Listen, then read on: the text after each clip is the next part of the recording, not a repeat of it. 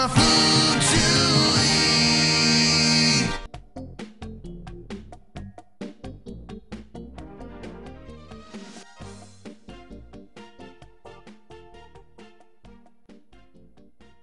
Hey ladies and gents, welcome back to the Food to Eat. Hey, we've got Anthony Mutton here from City Fresh Wholesalers. Hello sir, how are you going? Pleased to meet you. Now we're talking about Asian vegetables as a whole today, so there's certainly a lot of traditional Asian vegetables in Australia have gone out the door a little bit. We certainly see a lot of Asian chefs using a lot of different types of vegetables these days, don't we? Certainly do. So certainly this is a good selection. This is something that you would see in an Asian restaurant if you were to go down, but you also see it, I suppose, in a lot of Western and Australian sort of food establishments now as well.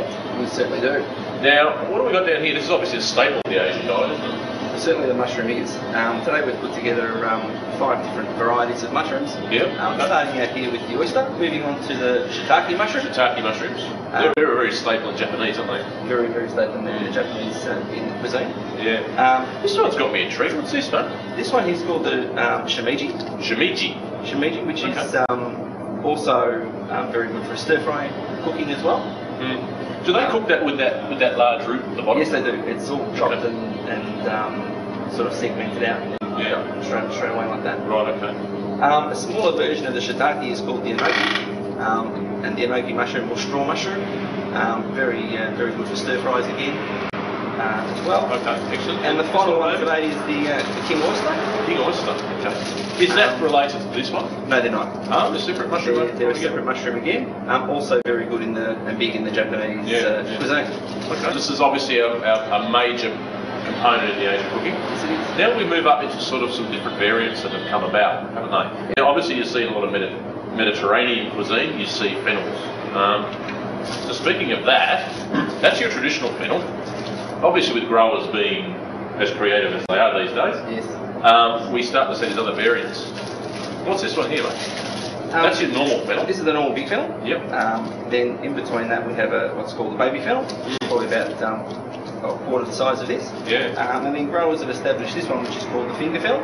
Finger fennel. Okay.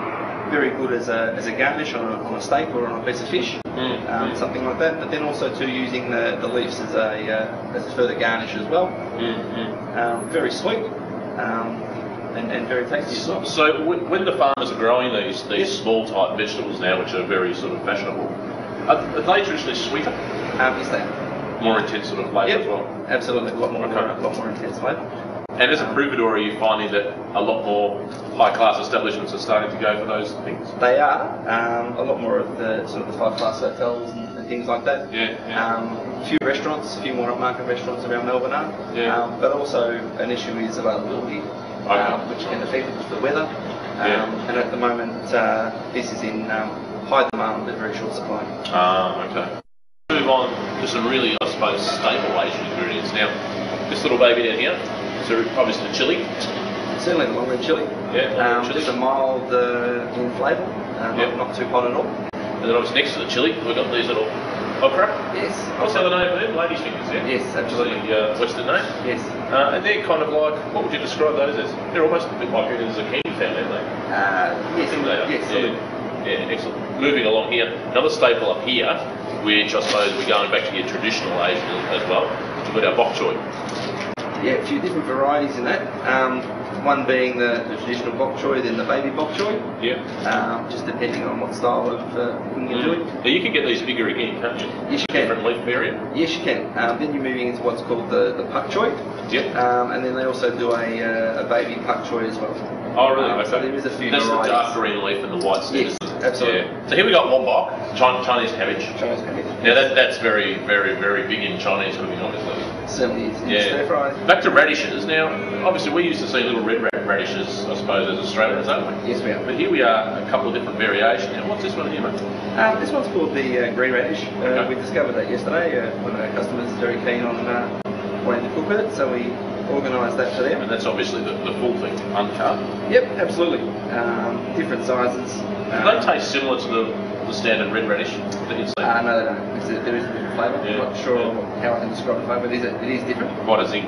It is. Yeah. Okay, now this is obviously, then we go into our white radish. Yes, our daikon. Daikon, yeah. The Asian name for that. Yep. Also used fairly extensively in the Japanese and in the Asian style. Now, if you go on to, for instance, talking about radishes, if you then go on to talking about horseradish, that's when you start getting into your wasabis and those sort of traditional Asian things that way. Yes, you do. Yeah. Horseradish is available now, and available really at the market. But we also now bring the wasabi in from Tasmania. We have a grower down there who brings that in. Yeah. In the leaf format, in the flour, and in the wasabi root as well. Oh well. Fundamentals in Asian cuisine. Absolutely, yes. We've got our ginger. Yes, we do. And then next to it, the big granddaddy is our turmeric. Yeah, turmeric or galangal. Yes. So we've also got turmeric that's in that family as well. So there's basically the three roots that you see right throughout Asia: your ginger, your galangal, and your turmeric, isn't it? Yes, absolutely. Yeah. It's another form of basil family. It's the Thai basil or Asian basil. Okay. You can see that beautiful. It's got a similar taste to the European basil, doesn't it? Yes, it does. But it's got this beautiful purple root that comes through there. Purple stem. Yep. Which I suppose sets the flower flavour. at the end in the buds there. Yeah. And then we go to this, I suppose, another staple herb again. Oh yes. We move right along there. Absolutely. Now, I suppose in coriander, although we see that whole root, and in Western food we tend to just use the leaves, certainly it's very important in Asian cuisine that we use the whole lot, especially the roots. That's where all those nutrients come into the soil, isn't it? So that's where we get that extra flavour. Yes, we do. Now we move along to here. These are our more traditional, more standard Asian veggies up here in this corner. So what's this one here, mate? This is called the Australian way is the Chinese broccoli. Chinese broccoli, yeah. Or the Asian way is the gala. Gala, okay. And here, that's obviously another. What's this one? Choy sum? Choy sum, yep. Choy sum. Absolutely. And that's another green, basically another staple like you would see your Chinese broccoli. Which is another version again. We move on to here, which is We move into the spring onion family. spring onion family. Yep. Almost in every Asian dish that's ever been around. Now, I suppose a lot of them will call that shallots. Some of them will call that shallots. Some will call them spring onions, won't they? Yeah, certainly. Yeah. It's a mix between the shallot and the spring onions. And then we go back over here to, I suppose, it's fundamental in Thai cuisine, which is our wonderful lemongrass. Lemongrass, yes. Yeah. Now, this is known for its fragrance. You give that a bash, take these woody bits off, you don't really have to cook with them. You take that little root off, give it a good bash, and that fragrance comes right out of the dish, both on your nose and in your mouth. It's beautiful, yeah, stunning. So what have we got here? These two are obviously synonymous with Asian cuisine. You've got in the left hand you've got the papaya. Papaya, yeah. Mainly used in the cooking sense. Okay, yeah. And in your right you've got the korkor.